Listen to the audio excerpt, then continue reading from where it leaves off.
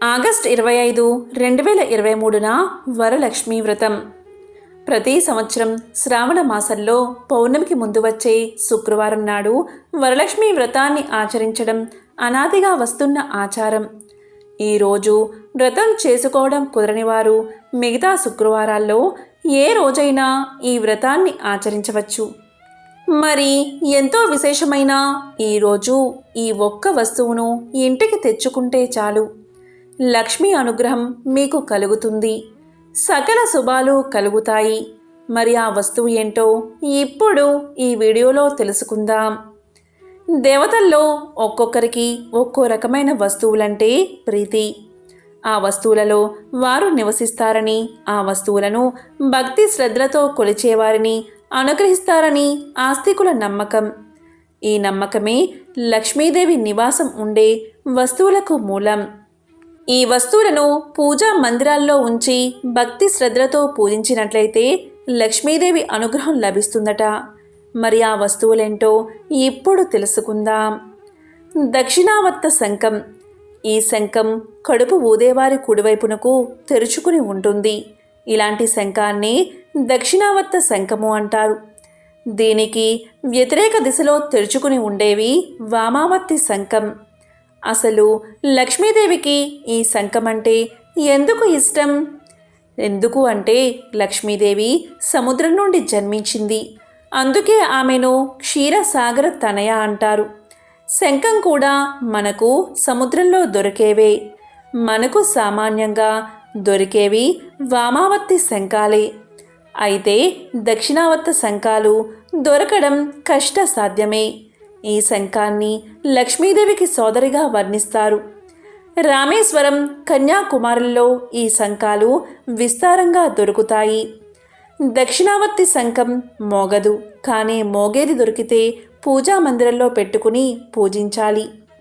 రెండవది ముత్యపు శంఖం. ముత్యపు కాంతితో గుండ్రంగా ఉండే శంఖమిది. ఈ శంఖం కూడా అరుదుగా దొరికేదే.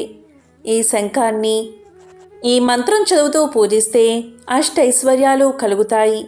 ఆ మంత్రం ఏంటి అంటే ఓం శ్రీం హ్రీం దారిద్ర్య వినాశిన్యై ధనధాన్య సమృద్ధి దేహి దేహి నమః. ఓం శ్రీం హ్రీం దారిద్ర్య వినాశిన్యై ధనధాన్య సమృద్ధి దేహి దేహి నమః. ఇక మూడవది ఏకాక్షి నారికేలం. మామూలు కొబ్బరికాయకు 2 కళ్ళు ఉంటాయి, కానీ అరుదుగా దొరికే ఈ ఏకాక్షి నారికేలానికి ఒకే కన్ను ఉంటుంది. ఒక పళ్ళెంలో చందనం, కుంకుమ వేసి వాటిపై అష్టదళ పద్మాన్ని ముగ్గుగా వేసి దానిపై ఏకాక్షి నారికేలాన్ని ఉంచి ఏకాక్షి నారికేలాన్ని ఎర్రని వస్త్రంలో ఉంచి అభిషేకించి పూజించాలి. ఇంకా పాదరస లక్ష్మీదేవి వంటివి లక్ష్మీదేవికి ప్రీతికరం. శ్రావణ మాసంలో ముఖ్యంగా శ్రావణ శుక్రవారం రోజు ఈ వస్తువులతో లక్ష్మీదేవిని పూజిస్తే విశేష ఫలితాలు కలుగుతాయి. శ్రీ లక్ష్మీదేవి సర్వైశ్వర్యాలను, సకల సౌభాగ్యాలను ప్రసాదించే సిరుల తల్లి, సకల సంపదలకు అధిదేవత. శ్రీ మహాలక్ష్మీదేవిని పూజిస్తే అష్టైశ్వర్యాలు కలుగుతాయి. నిత్య సత్య స్వరూపిణి అయిన ఆ తల్లి అనుగ్రహం వల్లే మనం శాశ్వతమైన ఆనందాన్ని పొందగలం. ఈ సృష్టిలో సమస్త జీవులలో చైతన్య రూపంలో ఉండే ఆ తల్లి కరుణ వల్లే మనకు అవసరమైన శక్తియుక్తులు సమకూరుతూ ఉంటాయి. నిత్యం శ్రీ లక్ష్మీదేవిని ఆరాధించే వారి ఇంట్లో సమస్త శుభాలు కలుగుతాయి.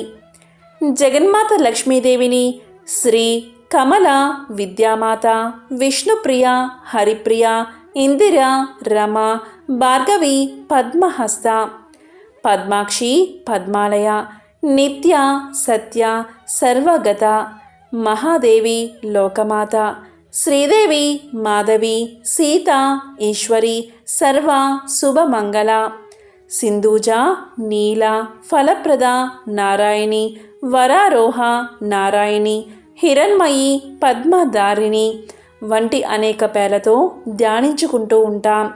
ఫలితంగా ఆ తల్లి కృపా కటాక్ష వీక్షణాలకు పాత్రులవుతూ ఉంటాం. లక్ష్మీ వ్రతాన్ని విష్ణుమూర్తికి ఇష్టమైన ఆయన జన్మ నక్షత్రమైన శ్రావణ మాసంలో వరలక్ష్మీదేవిని పూజిస్తారు. అందుకే ఈ వ్రతాన్ని ఆచరిస్తే వరలక్ష్మీదేవి కటాక్షంతో పాటు శ్రీహరి కటాక్షాన్ని కూడా పొందవచ్చు.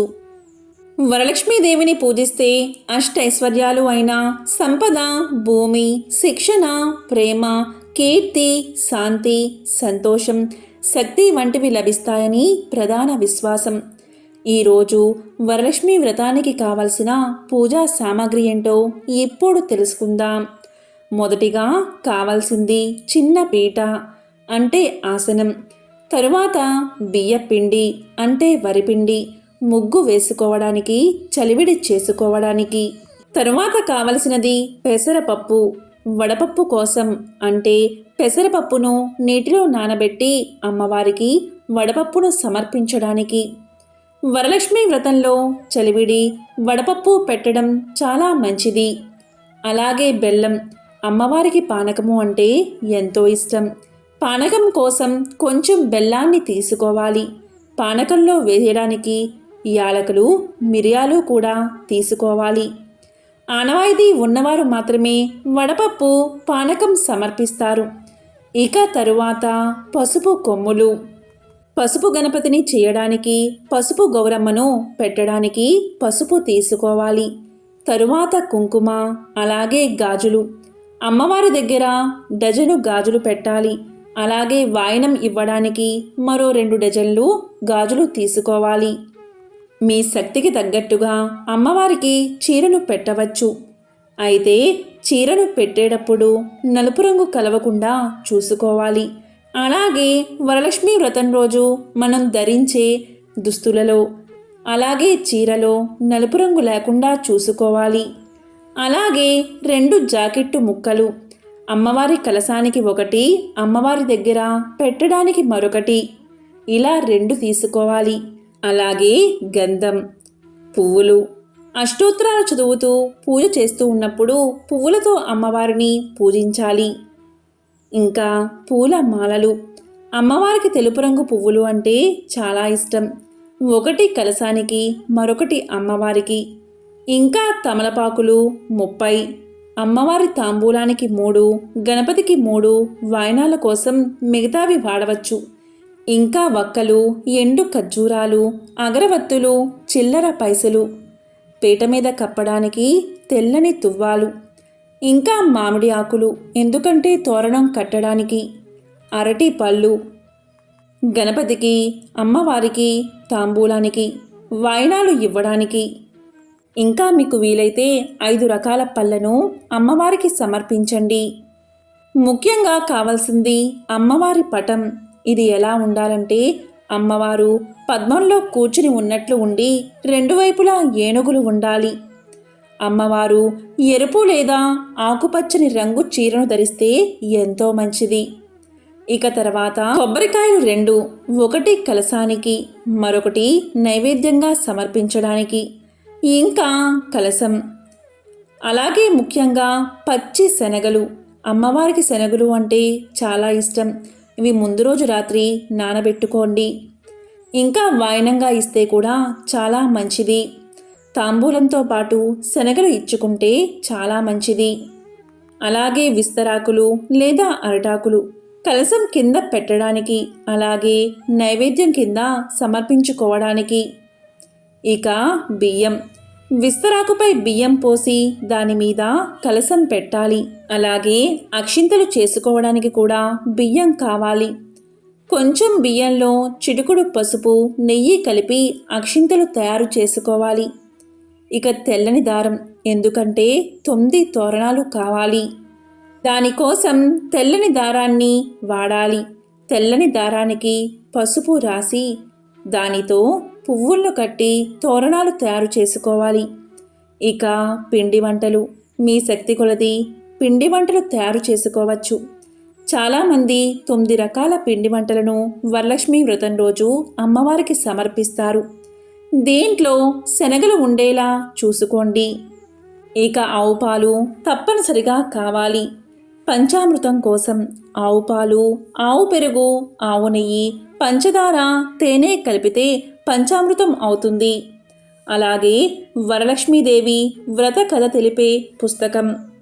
పుస్తకం మీకు వీలు కాకపోతే ఇంటర్నెట్లో కూడా డౌన్లోడ్ చేసుకోవచ్చు. ఇక దీపపు కుందులు, గంట, హారతి పళ్ళెం, పంచపాత్ర, ఉద్దరిని, దీపారాధనకు నువ్వుల నూనె లేదా ఆవు నెయ్యి. ఇక ఒత్తులు, తామర ఒత్తులు అయితే ఇంకా మంచిది. ఇక అగ్గిపెట్టె, కర్పూరం, మీరు కూర్చోవడానికి ఆసనం. ఇవన్నీ కూడా వరలక్ష్మీదేవి వ్రతానికి కావలసిన పూజా సామగ్రి. ఈ వస్తువులన్నీ దగ్గర పెట్టుకుని పూజ చేసుకుంటే ఎటువంటి కంగారు లేకుండా, ఆందోళన లేకుండా పూజ సంపూర్ణం అవుతుంది.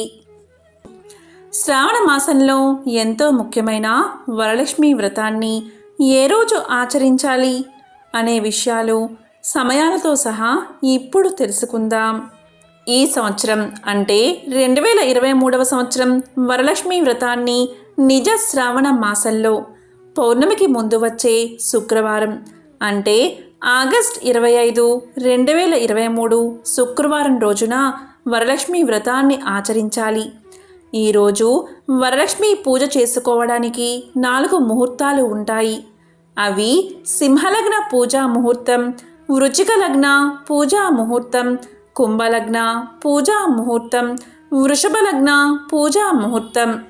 ఇక ఈ సమయాలు చూస్తే సింహలగ్న పూజా ముహూర్తం వచ్చేసి ఉదయం 5:53 నుంచి 7:30 వరకు ఉంది. మొత్తం కాలం 1:37. ఇక వృచ్చిక లగ్న పూజా ముహూర్తం వచ్చేసి మధ్యాహ్నం 11:44 నుంచి 1:57 వరకు ఉంది. మొత్తం కాలం 2:13. ఇక కుంభలగ్న పూజా ముహూర్తం వచ్చేసి సాయంత్రం 5:55 నుంచి 7:34 వరకు ఉంది. మొత్తం కాలం 1:39. ఇక వృషభ లగ్న పూజా ముహూర్తం అర్ధరాత్రి. ఇది 10:56 మొదలై 12:57 ముగుస్తుంది. మొత్తం కాలం 2:01. ఈ సమయాల్లో మీరు వరలక్ష్మి వ్రతాన్ని నిర్వహించుకోవచ్చు. ఇక లక్ష్మీదేవిని పూజించేటప్పుడు పొరపాటున కూడా పూజలో వాడకూడని పువ్వులు ఏంటో తెలుసుకుందాం. ముళ్ళు ఉన్న పువ్వుల్లో గులాబీ పువ్వులను మాత్రమే అమ్మవారికి వాడాలి. మరి ఏ ఇతర ముళ్ళ పువ్వులను ఉపయోగించకూడదు. లక్ష్మీదేవికి గులాబీలు అంటే చాలా ఇష్టం. అలాగే వాసన లేని పువ్వులతో అమ్మవారిని పూజించకూడదు.